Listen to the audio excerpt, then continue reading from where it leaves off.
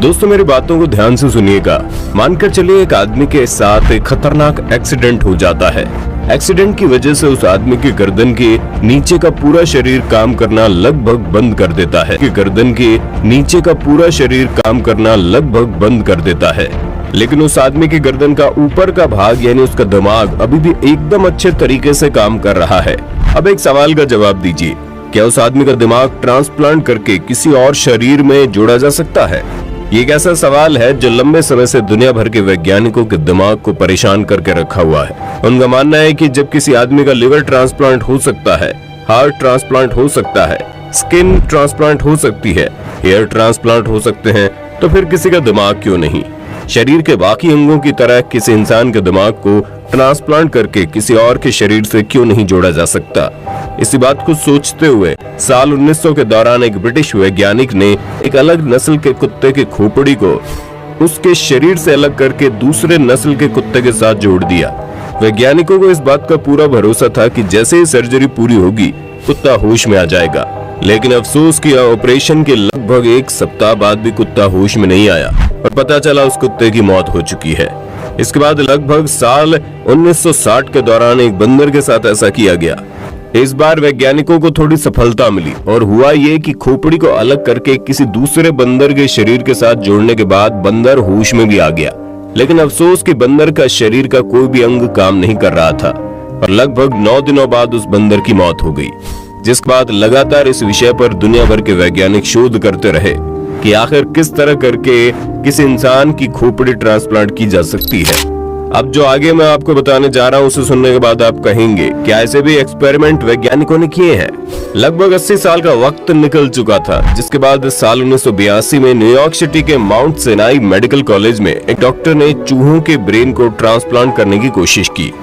Doctor ने कई घंटे लगातार मेहनत करने के बाद उस ऑपरेशन को सक्सेसफुली कर दिया और हैरानी की बात तो यह है कि चूहा बिल्कुल सही सलामत था और उसका पूरा अंग एकदम ठीक तरीके से काम कर रहा था। जिसके बाद 6 जून 1998 में पिट्सबर्ग मेडिकल सेंटर सर्जन की टीम ने वर्ल्ड का सबसे पहला ट्रांसप्लांट किया, जिसमें उन्होंने दिमाग के एक सेल को ट्रांसप्लांट किया था। यानी डॉक्टर ज्यादा बड़ा रिस्क नहीं लेना चाहते थे, इसलिए पूरे दिमाग को ट्रांसप्लांट करने की बजाय दिमाग के एक छोटे से हिस्से को ट्रांसप्लांट किया। ट्रांसप्लांट तो ठीक ठाक हो गया, लेकिन अफसोस की सर्जरी के दौरान किसी गलती के कारण एक 62 साल की महिला की दोनों पैर पैरालाइज हो गए। ये घटना साल 2013 की है, जब एक न्यूरोसर्जन के प्रोफेसर से कई लोगों ने बात पूछी थी कि जिस तरह से एक शरीर से लीवर निकालकर ट्रांसप्लांट किया जाता है, क्या उसी तरह एक खोपड़ी को निकालकर दूसरी खोपड़ी में नहीं डाल सकते क्या? तो इस सवाल के जवाब में सर्जन ने कहा था कि इस तरह के ऑपरेशन फ्यूचर में जरूर होंगे, लेकिन अभी हमारे पास ऐसी टेक्नोलॉजी और साइंस डेवलप नहीं हुई है कि हम ऐसे ऑपरेशन कर सके। मस्तिष्क के स्पाइनल कोड में नर्व फाइबर को जोड़ना बहुत कठिन होता है। नर्व फाइबर को मेरा मतलब है दिमाग से निकलकर हमारे शरीर के छोटे छोटे अंगों तक बड़ी ही बारीक, जिसे हम अपनी आंखों से नहीं देख सकते, वैसे नर्व्स जुड़े होते हैं। उन सभी को काटकर वापस जोड़ना अभी की टेक्नोलॉजी के हिसाब से हमारे लिए असंभव है। इसलिए उन्होंने कहा कि स्पाइनल कोड मतलब कि रीढ़ की हड्डी की चोट इतनी नुकसानदायक होती है कि अगर मस्तिष्क को ट्रांसप्लांट करने में सफल भी हो जाए तो स्पाइनल कोड में लगने वाली चोट के कारण लोग जिंदा नहीं रहते हैं, क्योंकि दिमाग को शरीर से संपर्क बनाने के लिए रीढ़ की हड्डी बहुत ही अहम पार्ट निभाती है। ऐसे में अगर दिमाग को ट्रांसप्लांट किया जाए तो सिर से जुड़ी हड्डी में चोट लग जाएगी और इतने बड़े ऑपरेशन को झेलने के लिए कोई बॉडी जल्दी तैयार नहीं होगी। इसलिए ब्रेन ट्रांसप्लांट से पहले एनिमल टेस्ट किया जाता है और जब एनिमल के ऊपर ये रिसर्च हो रही होती है तो उसका पूरा परमिशन लेकर सरकार से लेना पड़ता है। ये प्रोसेस काफी लंबा होता है। आज भी इस प्रोसेस को सही से करना मेडिकल साइंस के लिए एक चुनौती है। इतना ही नहीं, किसी भी ब्रेन ट्रांसप्लांट कराने के लिए बहुत ही ज्यादा रुपयों की आवश्यकता होती है, लगभग $13 मिलियन। अगर भारतीय रुपयों में बात करें तो लगभग 9,620 लाख रुपए। इसमें लगभग 150 ऑपरेशन होते हैं। इन सभी ऑपरेशंस में लगभग 36 घंटे का समय लगता है। इसमें सबसे इम्पोर्टेंट काम ब्रेन को फ्रीज करना होता है, जिसमें दिमाग के पूरे सिस्टम को रोक दिया जाता है और फिर दिमाग को मरने से बचा लिया जाता है। गर्दन और नसों को जोड़ने वाले ट्यूब्स को गर्दन में फिट कर दिया जाता है और फिर स्पाइनल कोड को काटा जाता है। ये सबसे मुश्किल काम होता है। स्पाइनल कोड को काटने के लिए किसी आम चाकू का इस्तेमाल नहीं होता, इसे काटने के लिए हीरे से बनी चाकू का इस्तेमाल होता है और अंत में मसल्स, नार्व्स और ऑर्गन्स को फिर से जोड़ा जाता है। ये काम ठीक उसी तरह होता है जैसे कपड़ों को सिला जाता है। ये काम बहुत ही मुश्किल होता है क्योंकि दिमाग इंसान के शरीर का सबसे इम्पोर्टेंट पार्ट होता है।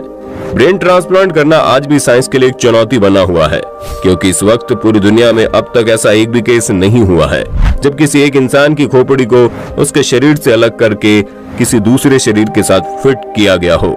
इस वक्त दुनिया में कई ऐसे वैज्ञानिक मौजूद हैं जो ब्रेन ट्रांसप्लांट के ऊपर शोध करना चाहते हैं। उनका मानना है अगर उन्हें शोध करने का मौका मिले तो वो सफलतापूर्वक ऐसा कर सकते हैं, लेकिन ये काम इतना रिस्क भरा हुआ होता है कि किसी का भी जान जा सकता है। इसलिए किसी भी देश का गवर्नमेंट इस तरह के शोध की इजाजत नहीं देता। अमेरिका के एक डॉक्टर का कहना है कि उन्हें इस तरह के ट्रांसप्लांट करने की इजाजत अमेरिका में नहीं मिल रही है, इसलिए वो चीन में जाकर इस ट्रांसप्लांट पर शोध करेंगे। इसलिए उन्हें कुछ ऐसे लोगों की जरूरत है जो अपने अंगों को दान करने की इच्छा रखते हो। आपको जानकर हैरानी होगी कि शोध करने वाले उस वैज्ञानिक पर भरोसा करते हुए रूस में रहने वाले एक शख्स ने अपने ऊपर शोध करने की इजाजत भी दे दी। दरअसल रूस में रहने वाला एक आदमी ऐसा है जिसका दिमाग तो ठीक तरीके से काम करता है, लेकिन उसके शरीर का कोई भी अंग ठीक तरीके से काम नहीं करता। उसके सभी अंग लगभग बेकार हैं। लेकिन इस ट्रांसप्लांट के पीछे बहुत ही अधिक पैसे खर्च होने वाले थे जो पैसे समय पर अरेंज नहीं हो पाए। ये वजह है कि पैसों की कमी के कारण वैज्ञानिक समय पर उस शोध को आगे नहीं बढ़ा पाए। इसी बीच रूस में रहने वाले उस शख्स की शादी हो गई।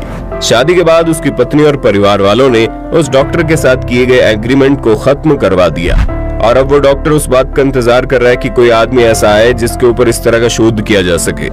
दोस्तों, जाते जाते आपको बता दें, ऑर्गन ट्रांसप्लांट किसी को नई जिंदगी देने का जरिया है। अगर किसी इंसान का कोई अंग खराब हो जाता है तो उसके उस अंग को ट्रांसप्लांट करके उसकी जिंदगी को बचाया जा सकता है।